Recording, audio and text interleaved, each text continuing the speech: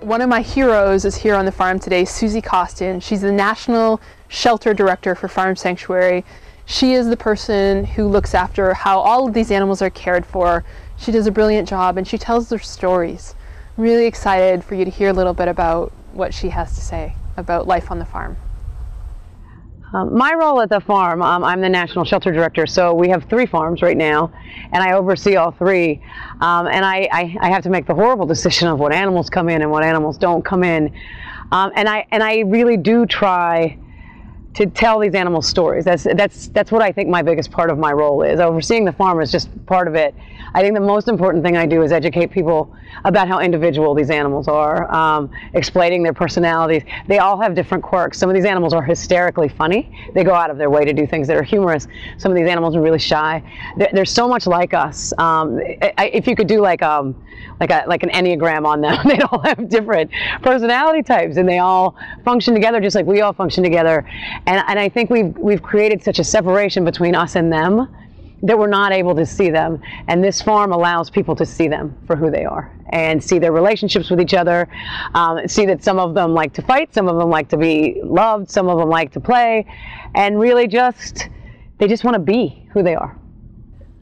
Well, animals in the food industry are commodities. So anytime that you're putting a price tag on the head of an animal, like you're saying, like this pig, for example, is only worth so much money, then anything that this pig needs has to fall within that range, and you're still making a profit. So these are animals that are used for a profit. The other thing is, if we're going, even just again, an example being the pigs, these pigs are very, very intelligent. They form lifelong bonds with their family. This is a mother and her babies, and they've been together since obviously she gave birth. She's a gestation sow that we got off of the levee in Iowa. And what happens with these animals is they form a lifelong bond just like any other animal, just like we form lifelong bonds. And they are so denied even the simplest bond between mother and baby. Gestation sows spend their whole pregnancy in a gestation crate and then are just moved to another crate where they can lie down so they can nurse.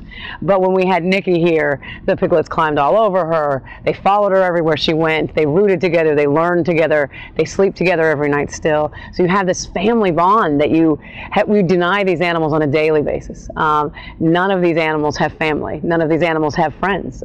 These animals are put into a situation where they live in constant fear, and they're denied even the simplest relationships with each other.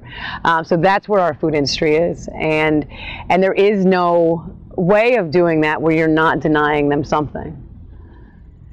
I think the most important thing when you're transitioning to a vegan diet is you can be healthy and healthier actually, and happier, and you're doing something that is so compassionate. Like, you're choosing a diet that hurts no one. So you're going from a diet where even if you're trying your hardest and you're trying to get you know where your eggs come from and you know where your meat comes from, you're still taking from someone. A diet where you're just eating vegetables and grains, you're not taking away a life. You're not taking away someone's life. And these animals are someone. They're each individual. So it's really, really important to think about that every time you choose what you eat. Would you go out and kill for anything? And if you can't just say yeah, I would kill for something, you need to choose a food or a food product or a group of foods that doesn't cause death or pain or any kind of suffering.